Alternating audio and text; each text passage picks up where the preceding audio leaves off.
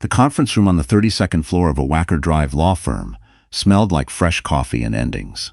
Naomi Baxter sat across from her husband's 3 attorneys, with her hands folded in her lap, because folding them was the only way to stop the trembling that had started in the elevator and hadn't let up since.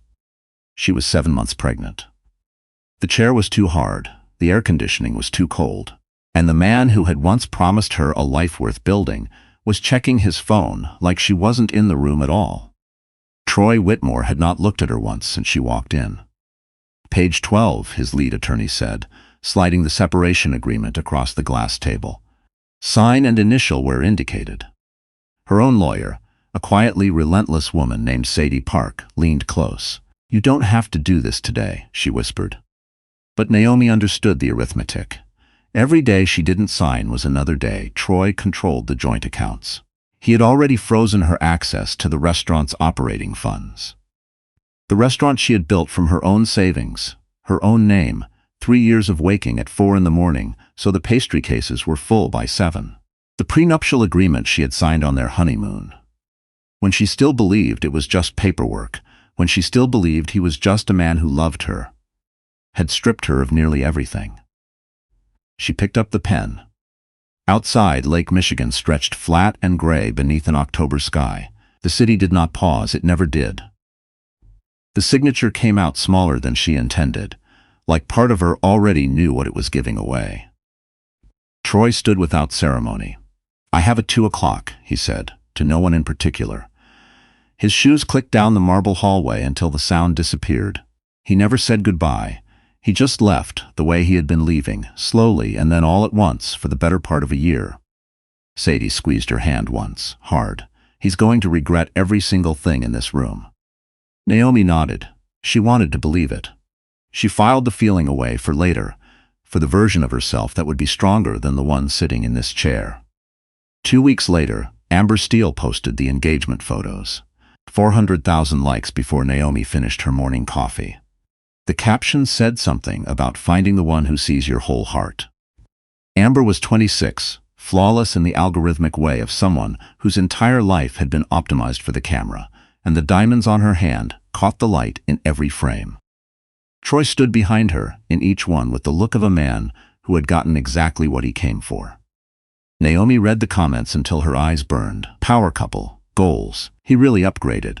She put her phone face down on the floor and sat there, in the silence of her rented apartment in Logan Square. Bare walls, rental furniture that remembered no one, a crib she had assembled herself on a Tuesday afternoon, while crying so steadily she had to stop twice to wipe her eyes enough to read the instructions. She pressed her palm against her stomach. Felt a flutter. Then another, 2 of them, distinct and insistent, because she had learned 10 days ago at her anatomy scan that she was not having one baby. She was having twins. 2 daughters growing inside her in the same season her marriage was dying. She had not told Troy yet. Her lawyer said she had to, she knew. Every time she reached for the phone, her throat closed. Sadie came over that evening with pad thai and a legal pad full of notes. "The prenup covers 1 child under the financial cap," she said, settling onto the couch. "2 changes the equation significantly. We refile." "He'll fight it." "Absolutely he will. He has 4 attorneys." Sadie twirled noodles around her chopsticks without looking up. "We have me. We fight smarter." Naomi stared at the wall. "Tell me we're going to be okay." Sadie did not hesitate. "You're going to be more than okay. Now eat something. You're keeping 2 people alive." The night she met Declan Hurst, she had not planned to be out at all. It was late November, cold enough that her breath fogged under the street lamps. She had a craving, not unusual by week 32, and the 24-hour grocery was 6 blocks. She told herself she would be fine. She watched the sidewalk for ice. She made it 4 blocks before the world tilted without warning. Not a dramatic feint, nothing cinematic. More like the ground shifted 3 inches and her body failed to adjust. She grabbed a parking meter and held on. Her vision went pale at the edges. "Hey, are you okay?" A man to her left, mid-40s, dark green jacket, hospital lanyard still around his neck from what had clearly been a very long shift. He was carrying grocery bags of his own, walking the opposite direction, and he stopped the instant he registered what he was seeing. "I'm fine," Naomi said, which was not remotely true. He set his bags down without discussion. "I'm a physician. Can I check your pulse?" She let him. His hands were warm and steady. He counted under his breath. "How far along?" 32 weeks. "Any pain or pressure?" "No, just dizzy. I haven't eaten enough today." He reached into one of his bags and produced a small packet of peanut butter crackers, the kind sold near the register, and held it out without ceremony. "Eat these before you take another step." She ate them. He waited. The dizziness receded. "Thank you," she said. "Really?" "Of course." He picked up his bags, then paused, weighing something. "I'll walk you home if you'll let me. I'm not going to make it strange. I'd rather not leave you out here alone." She almost said no. She thought about the ice on the sidewalk and about 2 daughters who needed her to make it back. She said yes. His name was Declan Hurst. He had a physician's habit of stating things plainly, and a surgeon's way of noticing what he did not comment on, like the bare lobby of her building, which he registered and let pass without remark. He had lost his wife 4 years ago. He told her this not for sympathy but as simple context, when she asked why a surgeon of his standing still volunteered Saturday mornings at the community clinic, 2 blocks from where they had met. "Because I remember what it felt like," he said quietly, "when the system seemed like it was built for everyone except me." She gave that sentence a long time to settle. He checked on her after that. A text first, just confirming she'd made it to her prenatal appointment. Then a phone call. Then lunch near the clinic where he asked about the twins and listened the way people listen when they genuinely intend to. He told her about the Hurst Family Health Initiative, the foundation his family ran through Hurst Medical Group, and asked whether she had ever thought about using cooking as a form of community program. She had, she said. She'd had a whole plan before everything. Troy's non-disclosure agreement arrived on a Tuesday in December, 2 weeks before Christmas.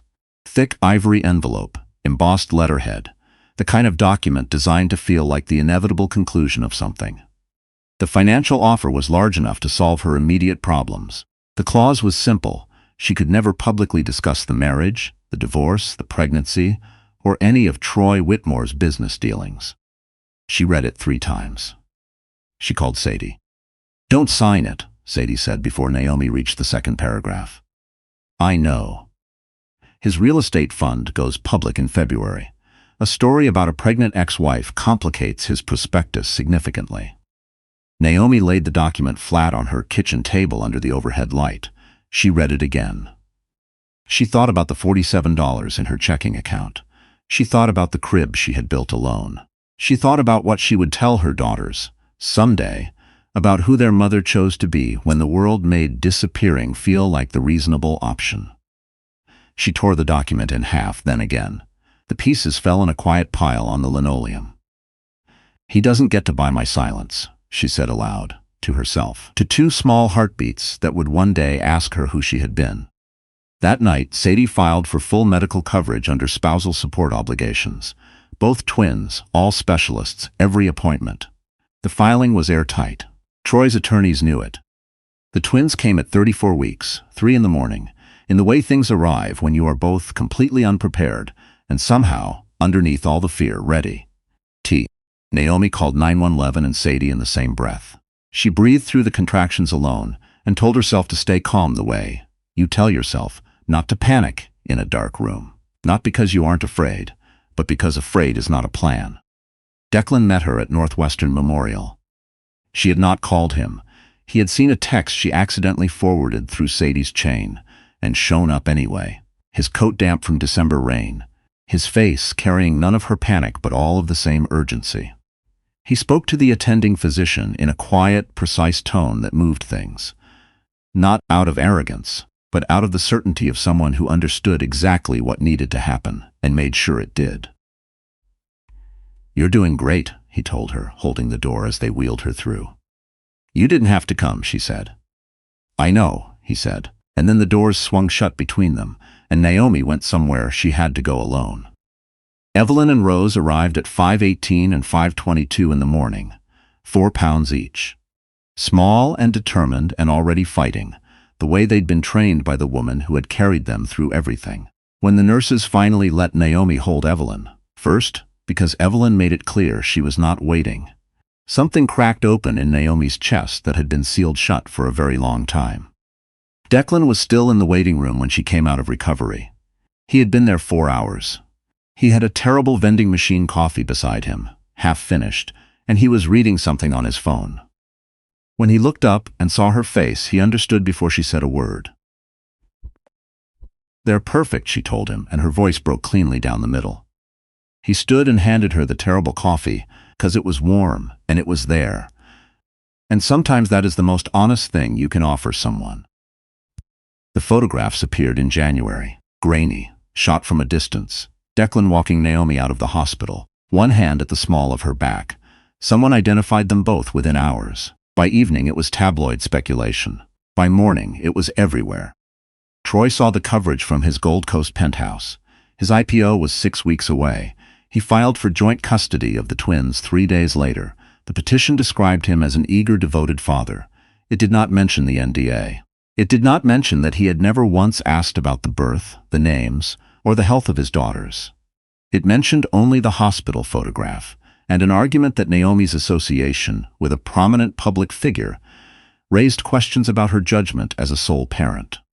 The courtroom was small and unremarkable. Troy arrived with his team and his cultivated composure, the look of a man who assumed the room already understood his value. Sadie had prepared 3 things that dismantled that assumption in sequence. First, the hospital intake records, listing 0 emergency contacts provided by Troy Whitmore across 8 prenatal appointments. Second, a financial forensic report detailing anomalous transfers in Troy's fund structure, cross-referenced with a parallel federal inquiry into real estate valuation practices that had nothing to do with Naomi and everything to do with him. Third, a voicemail, recorded legally under Illinois law by a third party, in which Troy's own voice said with complete clarity, "She can keep the kids.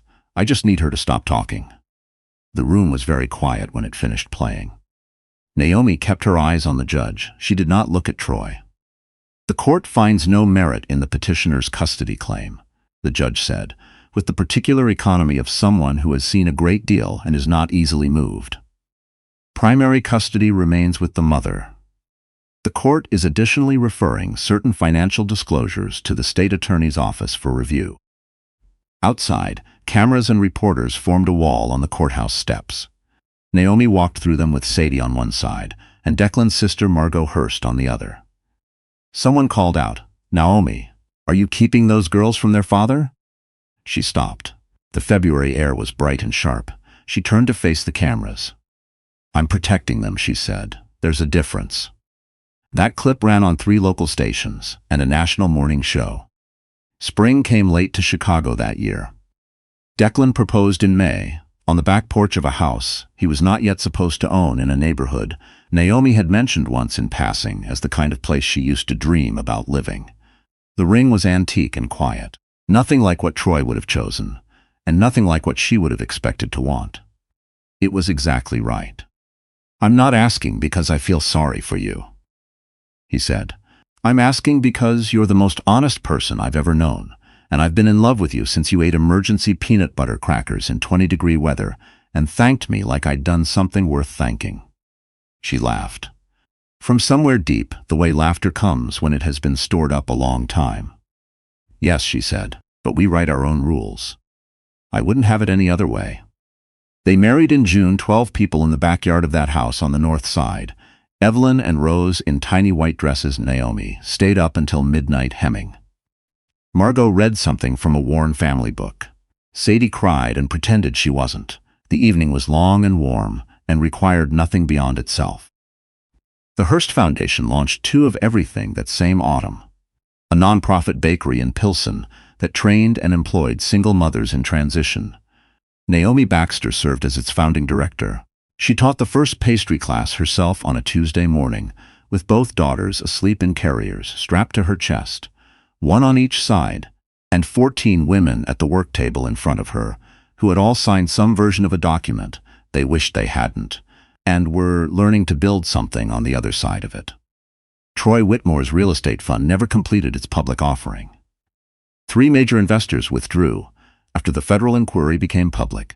Amber Steele released a careful statement about the importance of due diligence in personal relationships, pivoted to a wellness collaboration that did not include him, and was fine. She had always been good at adaptation. Troy was not fine, but he was not, in the end, finished. In September, a letter arrived, handwritten, not long. He did not excuse himself or ask for anything in return.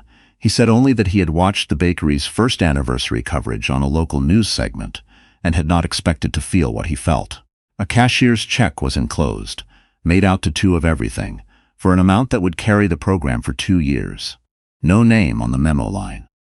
Naomi read the letter once. She put the check in the foundation's deposit envelope. She did not reply. It was enough. Evelyn took her first steps on a Wednesday in November, 7 months old, heading directly toward the dog bowl with a look of total commitment. Rose followed 4 days later, choosing the opposite direction, as if they had agreed in advance to cover more ground between them. Naomi stood in the kitchen doorway and watched both of them go, and laughed until her eyes watered. Declan appeared behind her, one hand resting at her shoulder, watching his daughters navigate the kitchen floor like very small explorers who had been given a very large map. "They're going to run circles around us," he said. "They already do," she said. Outside, a maple in the yard had gone fully red. October again, 1 year past the conference room and the signed papers and the man who left without saying goodbye. 1 year past the floor of an apartment in Logan Square, eating cereal alone with $47 to her name and 2 lives just beginning inside her. She had not won by destroying anyone. She had won by refusing when every reasonable thing told her to quit, to be destroyed.